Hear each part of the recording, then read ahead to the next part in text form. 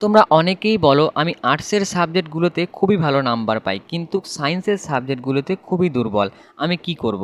তো বন্ধুরা, তাই আজকের ভিডিওতে আলোচনা করব কিভাবে সায়েন্সের সাবজেক্টগুলোতে খুবই ভালো নাম্বার পাওয়া যায়। তো চলো আজকের ভিডিওটা শুরু করা যাক।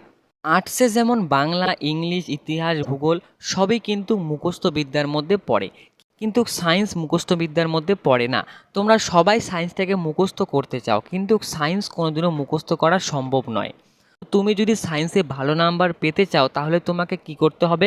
তোমাকে সায়েন্সটাকে খুবই ঠান্ডা মাথায় বুঝতে হবে, মানে মুদ্রা কথা তোমাদেরকে বুঝে বুঝে পড়তে হবে।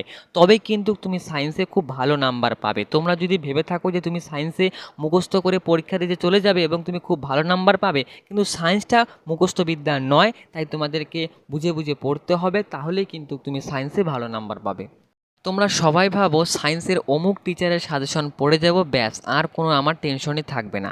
কিন্তু আমি যদি তোমাদের বলি যে সায়েন্সের কোনো প্রকারের সাজেশনই হয় না, এখন তোমরা অনেকেই বলবে যে আমাদের টিচাররা তো আমাদের সাজেশন দেয়, তাহলে তারা কিভাবে দেয়?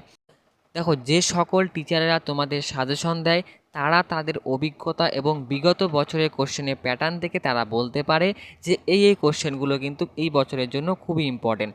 কিন্তু কোনো শিক্ষক বা শিক্ষিকা তোমাকে বলতে পারবে না যে সায়েন্সের সাজেশন হয়।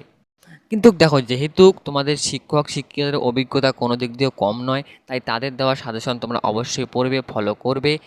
কিন্তু কোনো কারণে যদি তাদের দেওয়া সাজেশন পরীক্ষায় না আসে, যাতে তোমার পরীক্ষা খারাপ না হয় সেদিকটা কিন্তু তোমাদেরকে খেয়াল রাখতে হবে। তোমাদেরকে এমনভাবে পড়াশুনো করতে হবে যাতে তাদের দেওয়া সাজেশন যদি বিফলে যায়, তবুও যাতে তোমাদের পরীক্ষা খারাপ না হয়। তুমি এমনভাবে পড়াশোনাটাকে স্টার্টিং করবে যাতে বইয়ের থেকে যে কোনো জায়গা থেকে যদি তোমাকে প্রশ্ন করা হয়, যাতে তুমি খুব সহজেই অ্যান্সার দিতে পারো। দেখো, অন্যান্য সাবজেক্টের তুলনায় কিন্তু সায়েন্সের সাবজেক্টগুলো একটু বেশি পড়তে হয় এবং বেশি সময় দিতে হয়। তুমি হয়তো ভাবতেছো যে সায়েন্সের সাবজেক্টগুলো এত কঠিন, আমি পড়তে পারছি না, আমার খুব ভয় লাগছে। দেখো, এমনটা নয়। তুমি হয়তো কঠিনভাবে ভাবতেছো, এর জন্য কিন্তু তোমার কাছে কঠিন লাগতেছে।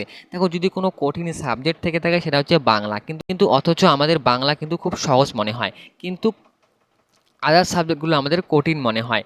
যে সাবজেক্টটা অ্যাকচুয়ালি কঠিন সেটা আমাদের কাছে সহজ মনে হয়, আর যেটা সহজ সেটা কিন্তু আমাদের কাছে কঠিন মনে হয়। তুমি একটু বুঝে বুঝে পড়ার চেষ্টা করো, ঠান্ডা মাথায় পড়ার চেষ্টা করো, দেখবে সায়েন্সও কিন্তু তোমার বাংলার মতো সহজ মনে হবে। তো চলো আজকের ভিডিও এখানে শেষ করলাম। ভিডিওটা ভালো লাগলে প্লিজ লাইক দিয়ে চ্যানেলটাকে সাবস্ক্রাইব করে দিও। তো চলো, tata, bye bye, next for watching, ভালোভাবে পড়াশোনা করো। আর আমাদের নেক্সট ভিডিও কিন্তু খুব দ্রুত চলে আসতে চলেছে।